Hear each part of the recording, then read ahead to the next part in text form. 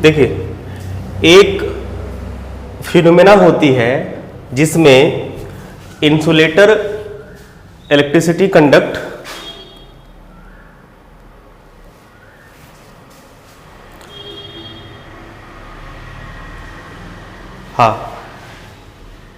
Insulator conductor के जैसा behave करने लगता है और ये सिचुएशन कहलाती है डाइलेक्ट्रिक ब्रेकडाउन। ये सिचुएशन होता है जब कोई भी इंसुलेटर कंडक्टर की तरह ट्रीट करने लगता है, तो इस सिचुएशन को हम लोग कहते हैं डाइलेक्ट्रिक ब्रेकडाउन। ऐसा क्यों होता है और कैसे होता है उसको समझेंगे। आते हैं थोड़ी सी कहानी बात करते हैं। हमारे पास मान लीजिए एक पैरेलल प्लेट कैपेसिटर है, दिख रहा है सबको? ठीक, ये मान लीजिए पॉजिटिव प्लेट और नेगेटिव प्लेट। इसके बीच मान लीजिए हमने कोई डाइलेक्ट्रिक फील्ड कर रखा है। किसी भी पैरेलल प्लेट कैपेसिटर के बीच डाइलेक्ट्रिक क्यों भरा जाता है? डाइलेक्ट्रिक का क्या इंपॉर्टेंस है? एक तो ये क्या करता है, पैरेलल प्लेट कैपेसिटर के बीच का कैपेसिटेंस जो होता है उसको इंक्रीज कर देता है, और दूसरा प्लेट को कोलैप्स करने से बचाता है। याद आ रहा है एडवांटेज? नहीं, एक एडवांटेज ये हुआ कि कैपेसिटेंस आपको इंक्रीज फॉर्म में मिलेगा। दूसरा एडवांटेज क्या है? प्लेट को कोलैप्स करने से बचाता है। और एक एडवांटेज बताए थे, बताओ कोई? एक एडवांटेज और ये था कि ये क्या करता है, करंट को फ्लो होने नहीं देता है। नहीं, अगर प्लेट मर्ज हो जाएगा तो करंट ये क्या एक कंडक्टर की तरह बिहेव करेगा, जिससे इलेक्ट्रिक करंट फ्लो करेगा। फिर कैपेसिटर वाली कोई फिनोमेना यहां पे होगी ही नहीं। ये दो चार चीजें ये क्या करता है कि इलेक्ट्रिक फील्ड तो बनाता है, इलेक्ट्रिक फील्ड में ये इंसर्ट किया जाता है, लेकिन ये इलेक्ट्रिक करंट को फ्लो होने नहीं देता है।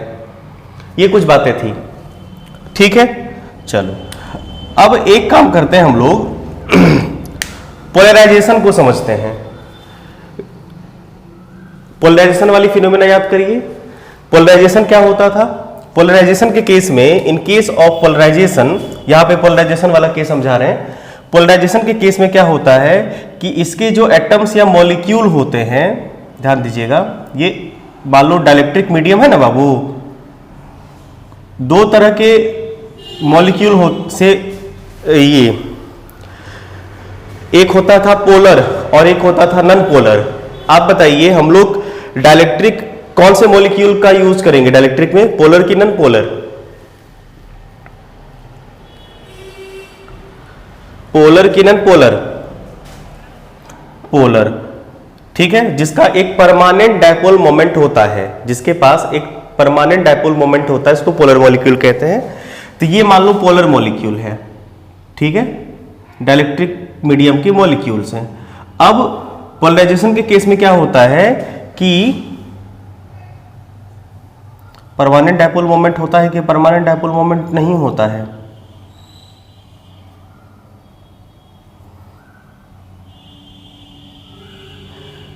ध्यान में रखा करिए। चलिए अब जब हम लोग इसको इलेक्ट्रिक फील्ड में रखते हैं तो क्या होता है कि ये स्ट्रेचिंग होने लगता है, स्ट्रेच्ड होने लगता है, कुछ ऐसा याद आ रहा है? ये स्ट्रेच होने लगता है। स्ट्रेच होने का कारण क्या है कि इसके जो इलेक्ट्रिक फील्ड के डायरेक्शन में अगर आप इसको रखिएगा तो पॉजिटिव चार्ज को पे ये फोर्स लगाएगी। आई बात समझ में? तो पॉजिटिव चार्ज और नेगेटिव चार्ज अभी क्या था, एक ही पॉइंट पे था, डायपोल मोमेंट जीरो होता है, ठीक है। अब ये स्ट्रेच होने लगेगी, सेपरेट होने लगेगी। एक ऐसा टाइम आएगा जब ये काफी स्ट्रेच हो जाएगी, ठीक है। समझ पा रहे हैं? पोलराइजेशन में ये बता चुके हैं हम, पोलराइजेशन से इसे कोरिलेट करने की कोशिश कर रहे हैं, ठीक है। और एक ऐसा टाइम होगा जब ये नेगेटिव और पॉजिटिव दोनों एक दूसरे से सेपरेट हो जाएगी। पॉजिटिव आयंस नेगेटिव प्लेट की तरफ और नेगेटिव जो इलेक्ट्रॉन है वो पॉजिटिव प्लेट की तरफ मूव करने लगेगा, सॉरी सेपरेट होने लगेगा। सेपरेट हो गया, बात समझ पाए? ये फिनोमेना कहलाती थी क्या? पोलराइजेशन। अब हमने क्या किया, अभी तक जो इलेक्ट्रिक फील्ड था सप्लाई, इस इलेक्ट्रिक फील्ड की वजह से इस पे इलेक्ट्रिक फोर्स लगा, जिसकी वजह से ये स्ट्रेच होने लगा और एक ऐसा टाइम आता है जब ये दोनों सेपरेट होने लगते हैं। This phenomena is known as, separate हो जाते हैं, this phenomena is known as polarisation. ये बात कर चुके थे हम लोग। अब एक काम करते हैं, हम लोग इलेक्ट्रिक फील्ड के मैग्नीट्यूड को बढ़ाते हैं, इंक्रीज करते हैं। अब बताइए, जब आप इलेक्ट्रिक फील्ड को इंक्रीज करोगे तो क्या होगा? बोलो। फोर्स और बढ़ेगा, जो स्ट्रेचनेस थी इन दोनों के बीच वो और इंक्रीज करेगी, और एक ऐसा टाइम आने लगेगा कि ये पॉजिटिव आयंस नेगेटिव प्लेट की तरफ फ्लो करने लगेगा, और ये इलेक्ट्रॉन इलेक्ट्रिक फील्ड बढ़ा देने से, और ये ये इलेक्ट्रॉन पॉजिटिव प्लेट की तरफ फ्लो करने लगेगा। अब यहां पे देखो, इलेक्ट्रॉन का फ्लो स्टार्ट हो गया। कब? जब आपने एक लिमिट से इलेक्ट्रिक फील्ड को बढ़ा दिया। इलेक्ट्रिक फील्ड का एक वैल्यू होता है जहां तक ये क्या रहता है, सेपरेट होता है। लेकिन आप जब उस लिमिट से उस इलेक्ट्रिक फील्ड के वैल्यू जहां के बाद यहां से अगर इलेक्ट्रिक फील्ड के वैल्यू को आप और इंक्रीज कर दोगे, यहां पे है, हाँ, अरे चेयर ले जाओ बाबू।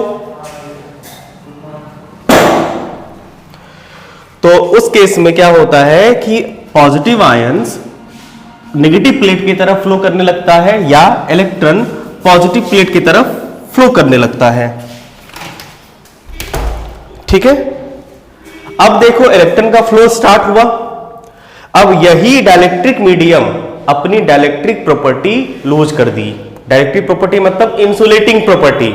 अब ये क्या करने लगेगा, करंट को अलाउ करने लगेगा। इस केस में क्या होगा, करंट फ्लो होने लगेगा। This situation is known as dielectric breakdown. Dielectric medium के जो डाइलेक्ट्रिक वाली प्रॉपर्टी होती है वो ब्रेक कर गई, और इसीलिए इसे कहा जाता है डाइलेक्ट्रिक ब्रेकडाउन। समझ पाए? ऑडियो रुक रहा है, नेटवर्क इशू है, फिर से समझाते हैं। देखो, ये डाइलेक्ट्रिक मॉलिक्यूल है, इस मॉलिक्यूल को आपने इलेक्ट्रिक फील्ड में रखा, तो ये मॉलिक्यूल क्या होता है, इस मॉलिक्यूल को फोर्स लगता है जिसकी वजह से ये स्ट्रेच होने लगती है, नहीं? और एक ऐसा टाइम होता है कि ये अगर इलेक्ट्रिक फील्ड बढ़ाओगे बढ़ाओगे बढ़ाओगे तो ये स्ट्रेचनेस जो है उन दोनों के बीच बढ़ती जाएगी बढ़ती जाएगी बढ़ती जाएगी, और एक ऐसा टाइम होगा जब ये टूट के अलग हो जाएगा। उसके बाद भी अगर आप इलेक्ट्रिक फील्ड बढ़ा ही रहे हो तो इस सिचुएशन में क्या होगा, टूट के अलग तो होगा ही होगा, साथ ही साथ पॉजिटिव आयन नेगेटिव प्लेट की तरफ और इलेक्ट्रॉन पॉजिटिव प्लेट की तरफ फ्लो करने लगेगी, और इलेक्ट्रॉन का फ्लो स्टार्ट हो गया। इस वजह से ये डाइलेक्ट्रिक मीडियम अब डाइलेक्ट्रिक प्रॉपर्टी लूज कर चुकी है, जिसकी वजह से इसके थ्रू इलेक्ट्रिक करंट फ्लो होने लगा। इलेक्ट्रॉन का भाई यहां से ये नेगेटिव चार्ज पॉजिटिव प्लेट की तरफ फ्लो करने लगेगी अगर, तो बताइए करंट फ्लो करेगा कि नहीं करेगा? अब इसी मीडियम से करंट फ्लो होने लगा। जो मीडियम कुछ देर पहले इंसुलेटर की तरह बिहेव कर रहा था, अब देखो इसके थ्रू करंट फ्लो करने लगा, मतलब ये कंडक्टर की तरह बिहेव करने लगा। तो इसका मतलब इसी को हम लोग कहते हैं कि इसकी जो डाइलेक्ट्रिक प्रॉपर्टी थी वो ब्रेक कर गई एक सर्टेन लिमिट के बाद। This is known as dielectric breakdown. एक बार इसे अच्छे से देख लीजिए, समझ में आया सबको? अब यहां पे क्या हुआ कि आपने क्या देखा कि एक सर्टेन अमाउंट में वो इलेक्ट्रिक फील्ड को टॉलरेट कर सकता है। अगर उससे ज्यादा आप इलेक्ट्रिक फील्ड दोगे तो डाइलेक्ट्रिक ब्रेकडाउन हो जाएगा। तो कैपेसिटर में इस बात का ध्यान रखा जाता है कि उसे उससे ज्यादा, मतलब उसका जो डाइलेक्ट्रिक ब्रेकडाउन वाला वैल्यू है उससे ज्यादा इलेक्ट्रिक फील्ड उसे प्रोवाइड नहीं करें। अगर उससे ज्यादा आप इलेक्ट्रिक फील्ड उसे प्रोवाइड कर देंगे तो कैपेसिटर खराब हो जाएगा, वो डाइलेक्ट्रिक प्रॉपर्टी उसकी खत्म हो जाएगी। ठीक है, तो ये जो डाइलेक्ट्रिक ब्रेकडाउन का लिमिट है, मतलब डाइलेक्ट्रिक ब्रेकडाउन होने वाली, डाइलेक्ट्रिक ब्रेकडाउन किसकी वजह से होती है? जब आप इलेक्ट्रिक फील्ड का स्ट्रेंथ, इलेक्ट्रिक फील्ड का मैग्नीट्यूड एक सर्टेन लिमिट से बढ़ा देते हैं तो डाइलेक्ट्रिक ब्रेकडाउन हो जाता है। तो वो लिमिट एक मैक्सिमम वैल्यू होता होगा ना इलेक्ट्रिक फील्ड का, जिसके बाद डाइलेक्ट्रिक ब्रेकडाउन हो जाता होगा। एक मैक्सिमम वैल्यू होता होगा ना किसी भी मटेरियल के डाइलेक्ट्रिक ब्रेकडाउन का, मतलब इलेक्ट्रिक फील्ड को नहीं कहते हैं, टॉलरेट करने की, बर्दाश्त करने की कैपेसिटी होगी। जैसे एग्जांपल के तौर पे एयर की बात करते हैं। अब एयर में आपने देखा होगा कि जो हाई टेंशन वायर होता है, ध्यान दोगे, वीडियो वगैरह भी हम भेज देंगे, या देखा होगा आपने, स्पार्क होता है, एक आदमी है, इलेक्ट्रीशियन है, वो हाई टेंशन वायर पे वायरिंग करने चलता है और वहां पे जैसे ये कनेक्शन रहती है इसके बीच, ऐसा कुछ कनेक्शन होता है ना, ये कनेक्शन होता है। अब अगर इस कनेक्शन को ये जैसे ओपन करता है वायरिंग वगैरह करने के लिए, ऐसे तो सर्किट ब्रेक करनी पड़ेगी, तो ये ओपन करता है, तो ओपन करने के केस में एक तगड़ा सा स्पार्क क्रिएट होता है, शायद आप लोगों ने देखा होगा, इनके बीच ये तगड़ा स्पार्क क्रिएट होता है कुछ देर तक। देखो ये दोनों सर्किट ब्रेक है, फिर भी इसके बीच इलेक्ट्रिक करंट का फ्लो हो रहा है। क्यों? क्योंकि यहां पे जो एयर है, जो कि इंसुलेटर है, उसका डाइलेक्ट्रिक ब्रेकडाउन हो चुका है, क्योंकि इनके बीच ना उतना मैक्सिमम, वो बहुत ही ज्यादा इलेक्ट्रिक फील्ड है यहाँ पे, जिसकी वजह से इसके आसपास का जो एयर है उसका डाइलेक्ट्रिक ब्रेकडाउन हो चुका है, मतलब वो आयोनाइज हो चुका है। डाइलेक्ट्रिक ब्रेकडाउन का मतलब होता है कि आसपास का जो एटमॉस्फेयर है, मीडियम है, वो आयनाइज, उसमें आयनाइजेशन हो चुकी है, जिसकी वजह से पॉजिटिव और नेगेटिव चार्ज का ट्रांसमिशन स्टार्ट हो गया है, फ्लो स्टार्ट हो गया है, और ये एयर अभी क्या करने लगेगी? इलेक्ट्रिक करंट को फ्लो करवाने लगेगी, इसके थ्रू इलेक्ट्रिक करंट फ्लो होने लगेगा, जिसकी वजह से एक तगड़ा सा स्पार्क आपको एयर में या मीडियम में दिखता है आपको। ठीक है, तो हम ये कह रहे हैं कि एयर, जैसे एयर आपने मान लो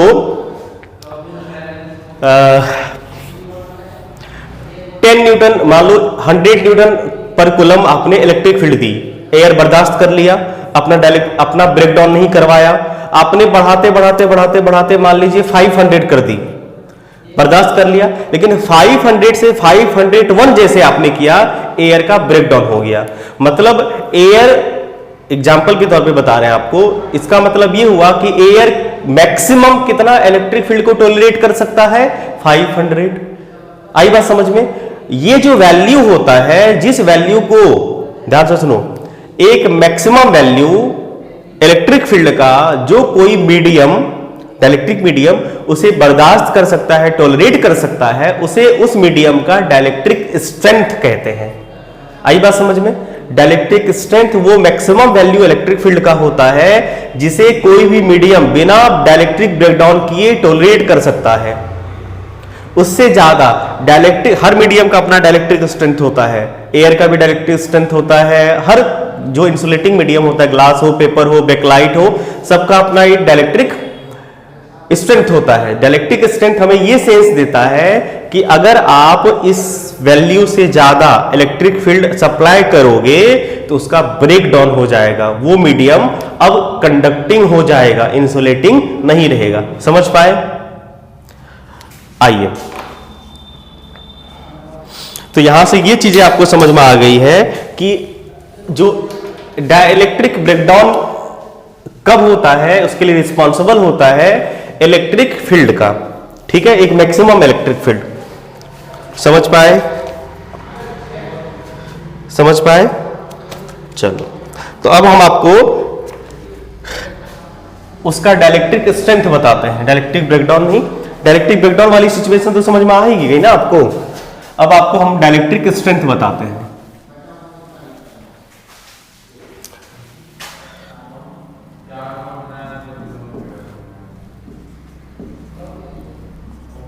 डाइलेक्ट्रिक स्ट्रेंथ, ठीक है, देखो डाइलेक्ट्रिक स्ट्रेंथ क्या हो गया? डाइलेक्ट्रिक स्ट्रेंथ इलेक्ट्रिक फील्ड का वो मैक्सिमम वैल्यू है जिसे ये टॉलरेट कर सकती है ना बाबू। It is the maximum strength of electric field which can be tolerate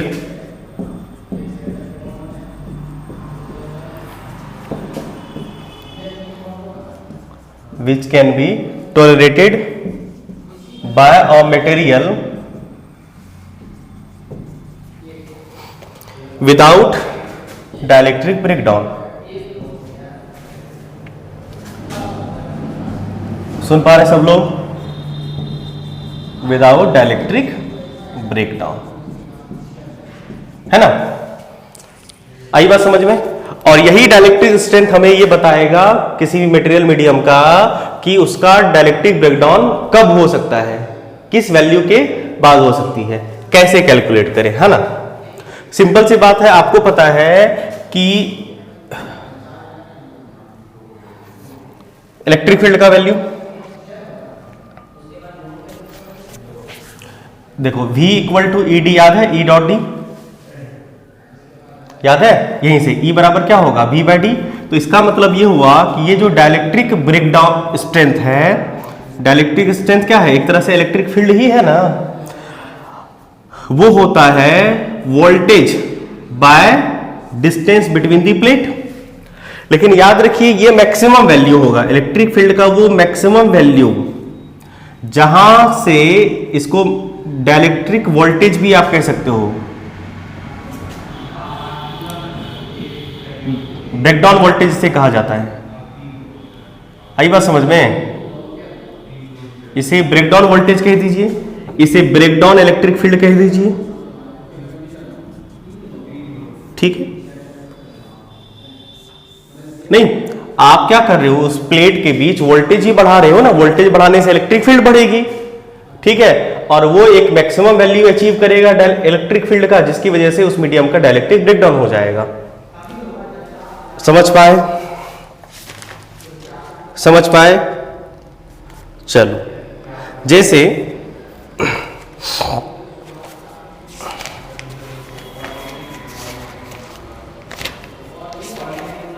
मान लीजिए हम लोग एक मीडियम लेते हैं, ठीक है?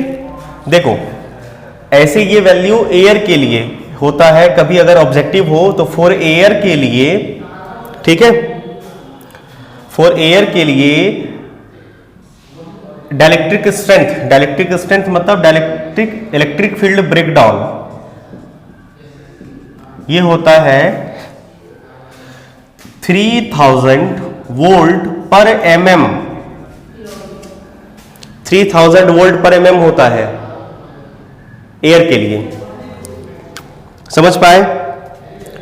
एयर के लिए ये वैल्यू 3000 वोल्ट पर mm, मतलब ये हुआ, ध्यान से सोचो, इसका ये मतलब हुआ कि आप दो पैरेलल प्लेट कैपेसिटर ले लीजिए, ठीक है? इनके बीच आप 1 mm का डिस्टेंस रखो, ठीक है? अब अगर आप इसे 3000 से ज्यादा, ध्यान दो, यहां पे क्या फील है, यहां पे एयर फील है डाइलेक्ट्रिक के तौर पे, अगर आप इसे वोल्टेज 3000 से ज्यादा या 3000 तक भी, ध्यान दो, 3000 या 3000 से ज्यादा इलेक्ट्रिक फील्ड, सॉरी, इतना वोल्टेज प्रोवाइड करोगे जिसकी वजह से जितना इलेक्ट्रिक फील्ड बनेगा वो एयर का डाइलेक्ट्रिक ब्रेकडाउन, एयर के डाइलेक्ट्रिक ब्रेकडाउन करवा सकता है, मतलब इसके ब्रेकडाउन करवाने के लिए रिस्पॉन्सिबल होगा। मे भी आप लोग समझ पाए हो। अगर आप लोग समझ पाए तो एक सवाल कर लेते हैं, एक सवाल करें? चलिए, जैसे हमारे पास मान लीजिए एक मटेरियल है, नाम है उसका बेकेलाइट, ठीक है? हमने क्या किया, एक पैरेलल प्लेट कैपेसिटर लिया, ध्यान दो, एक पैरेलल प्लेट कैपेसिटर लिया और इसके बीच हमने बेकेलाइट फिल कर दी, ठीक है, बेकेलाइट। बेकेलाइट का डाइलेक्ट्रिक स्ट्रेंथ होता है, इसको EB कह देते हैं, dielectric strength. Dielectric strength actual में इलेक्ट्रिक फील्ड का मैक्सिमम वैल्यू होता है। अगर आपसे कोई पूछे कि डाइलेक्ट्रिक स्ट्रेंथ का डायमेंशन बताओ, कंफ्यूज नहीं करेंगे, डाइलेक्ट्रिक स्ट्रेंथ का यूनिट बता दो, तो क्या बताएंगे? जो इलेक्ट्रिक फील्ड का होता है, क्योंकि डाइलेक्ट्रिक स्ट्रेंथ इलेक्ट्रिक फील्ड का मैक्सिमम वैल्यू ही तो होता है। समझ पा रहे हैं? गुड। तो बेकेलाइट का जो डाइलेक्ट्रिक स्ट्रेंथ है वो दे रखा है हमें, हाँ, 24 इंटू 10⁶ वोल्ट पर मीटर, ठीक है। हमसे पूछा गया breakdown voltage, find breakdown voltage. एक मिनट सर, ब्रेकडाउन वोल्टेज, चलिए कैलकुलेट करिए और बताइए। सॉरी, डिस्टेंस 1 mm ले लीजिए, जो भी डिस्टेंस गिवन होगा उसके बेसिस पे बात करना है आपको, अपने मन से मत कर लेना, क्योंकि देखो अगर प्लेट के बीच का डिस्टेंस बढ़ेगा ना तो ये ब्रेकडाउन वोल्टेज का वैल्यू बढ़ जाएगा। डाइलेक्ट्रिक स्ट्रेंथ तो उतना ही रहेगी, लेकिन ब्रेकडाउन वोल्टेज का वैल्यू डिपेंड करेगा ना इस पे, इसीलिए ये क्या है, 24 इंटू 10⁶ वोल्ट पर मीटर है। मतलब ये हुआ कि अगर इस प्लेट को 1 मीटर की डिस्टेंस पे रखेंगे ना तो इतना लगेगा, इतना इलेक्ट्रिक फील्ड के बाद ये ब्रेकडाउन हो जाएगी। अगर 1 mm पे इसी प्लेट को रखेंगे तो इसका डाइलेक्ट्रिक वोल्टेज क्या होगा? कितना आया? कितना आया? Good, 24,000 volt. हे बे ऐसा काहे रे? हे रे। तब V इक्वल टू ED होगा ना, ऐसे करोगे, V equal to ED। E कितना? 24 इंटू 10⁶ पर मीटर है, तो D कितना है? mm में है ना, 1 mm को मीटर बनोगे तो 10⁻³ होगा ना बाबू। तब जब आप इसे सॉल्व करोगे तो 24 इंटू 10⁻³ वोल्ट होगा। समझ पाए? समझ पाए? याद रखिए ये सवाल ना एक और तरीके से आता, आपको ये पूछा जाएगा find the maximum value of voltage so that dielectric breakdown of bakelite takes place. सवाल सुनो, find the maximum value of, find the maximum value of voltage so that dielectric breakdown of bakelite takes place. तो maximum value of voltage मतलब आपको breakdown voltage पूछा गया है। समझ पाए? बोलो। चलो यहीं पे ये ब्रेकडाउन वोल्टेज लिख देते हैं, देख लो, ब्रेकडाउन वोल्टेज। ब्रेकडाउन वोल्टेज क्या होगा?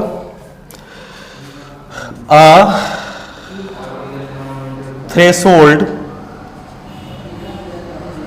थोड़ा नया वर्ड यूज कर रहे हैं, threshold value एवव which the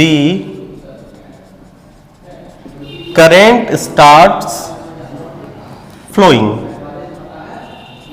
current starts flowing, value above which the threshold value above which threshold value of voltage है ना, above which the current starts flowing, this maximum value of voltage is known as threshold value। मतलब हुआ कि एक limit के बाद आप लोग आगे ये थ्रेशोल्ड फ्रीक्वेंसी, थ्रेशोल्ड वेवलेंथ, ये सब यूज करेंगे। एक मैक्सिमम मिनिमम का सेंस यहां से बनता है। एक मैक्सिमम वैल्यू ऑफ वोल्टेज यहाँ पे मैक्सिमम के लिए यूज किया गया है। मैक्सिमम वैल्यू ऑफ वोल्टेज जिसके बाद current starts flowing is known as dielectric voltage. क्या ये पूरी कहानी क्लियर है? अगर क्लियर है तो ठीक है। आगे एक छोटा सा पॉइंट बचा हुआ है हमारा, कोरोना डिस्चार्ज, उसको करके टॉपिक खत्म करते हैं। देखिए, डाइलेक्ट्रिक ब्रेकडाउन से रिलेटेड एक फिनोमेना होती है जिसके हम लोग कोरोना डिस्चार्ज कहते हैं। ये फिनोमेना को समझते हैं थोड़ा। जैसे मान लीजिए हमारे पास एक कंडक्टर है कुछ इस तरह का। इस कंडक्टर का जो शेप है वो शेप थोड़ा नुकीला है।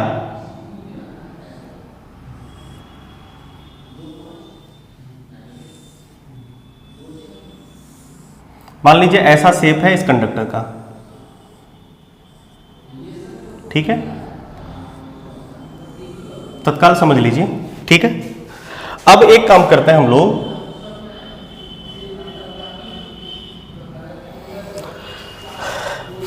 सिचुएशन ये है कि हम लोग ना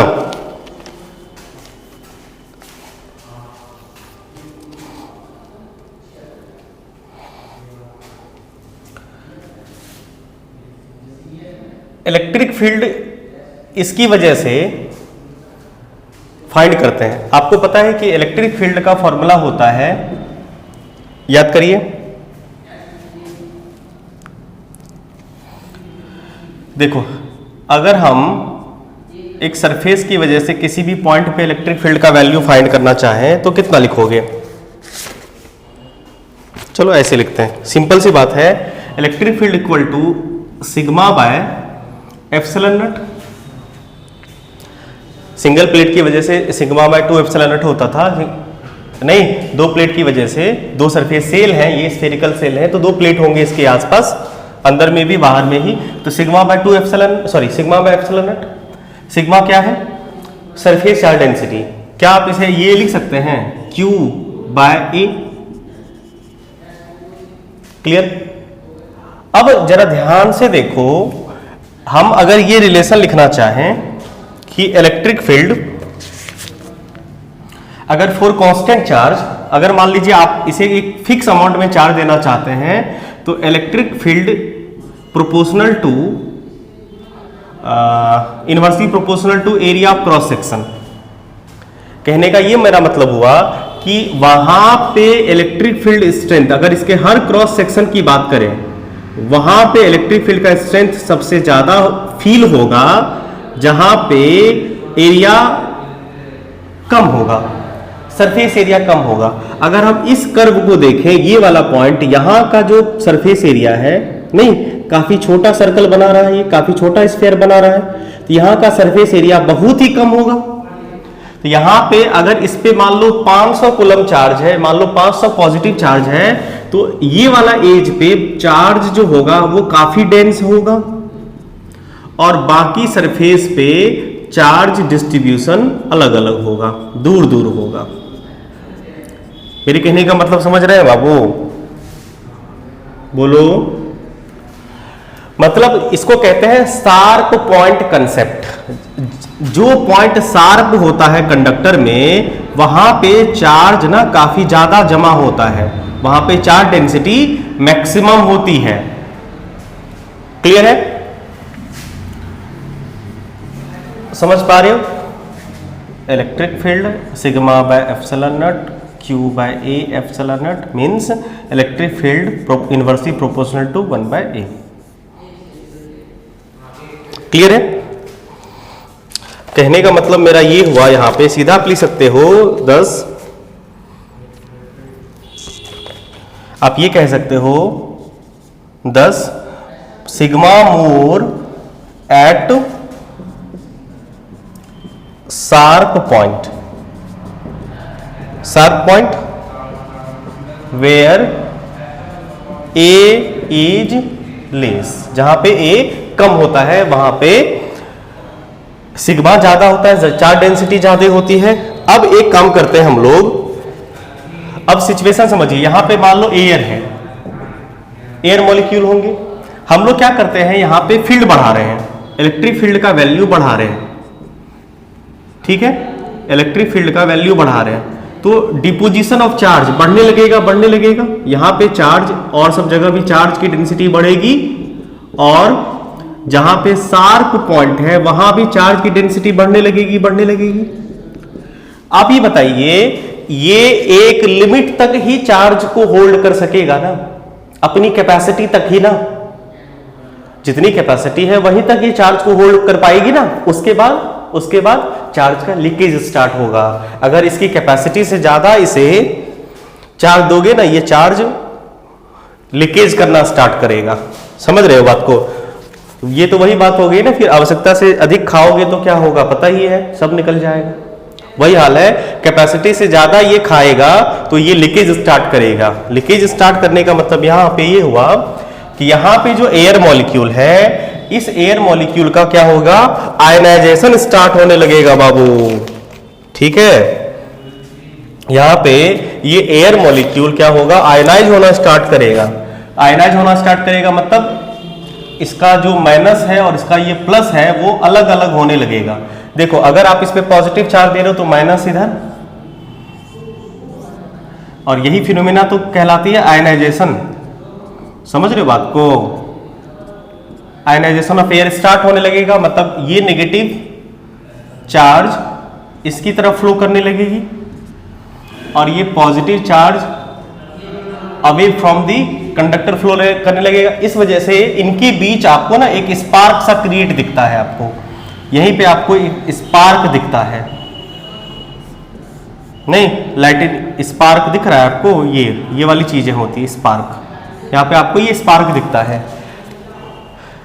अब इसे कोरोना डिस्चार्ज क्यों कहते हैं ये समझो। डिस्चार्ज का मतलब ये हुआ कि एयर के में जो इलेक्ट्रॉन है वो इलेक्ट्रॉन को ये गेन कर रहा है। एक इलेक्ट्रॉन ये न्यूट्रलाइज हो रहा है ना, इलेक्ट्रॉन अगर यहां पे आएगी तो ये न्यूट्रलाइज हो रहा है। न्यूट्रलाइज होने का मतलब ये क्या हुआ, डिस्चार्ज हो रहा है। इसीलिए इस सिचुएशन को कहा जाता है कोरोना डिस्चार्ज। कहीं ना कहीं कोरोना डिस्चार्ज डाइलेक्ट्रिक ब्रेकडाउन के बाद ही होता है, यानी यहां पे आप उतना ही इलेक्ट्रिक फील्ड दे सकते हो जिसकी वजह से इलेक्ट्रिक एयर का डायरेक्ट या जो भी मीडियम सराउंडिंग मीडियम होगा उसका डाइलेक्ट्रिक ब्रेकडाउन हो जाएगा। इसकी वजह से चार्ज का लीकेज स्टार्ट होने लगेगा और चार्ज फ्लो करने लगेगी। मतलब यहां से ये पॉजिटिव चार्ज तो नहीं जाएगा, इलेक्ट्रॉन को ये कैच करने लगेगा जिसकी वजह से ये न्यूट्रलाइज होने लगेगी, मतलब डिस्चार्ज होने लगेगी। इसीलिए इस फिनोमेना को कहा जाता है ये कोरोना डिस्चार्ज। अब इसे आप चाहो तो आराम से लिख सकते हो। ये क्या होता है, it is corona discharge, it is the charge leakage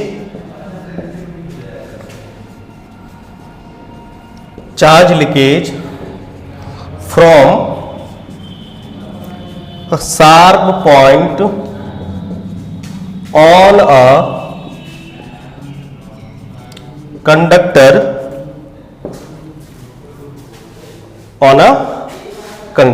conductor के शार्प पॉइंट से चार्ज का लीकेज होना कहलाता है कोरोना डिस्चार्ज। और रीजन आपको समझ में आ गया। इसका कारण क्या होता है, इसका रीजन होता है आयनाइजेशन ऑफ एयर या जो भी मीडियम होगा, आयनाइजेशन ऑफ एयर। और कोई भी इंसुलेटिंग मीडियम जनरली तो ये एयर में ही देखा जाता है, due to strong field at sharp point.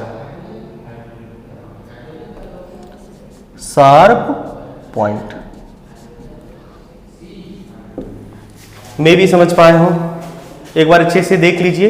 कोई पॉइंट को दोबारा समझाना हो तो कहिए।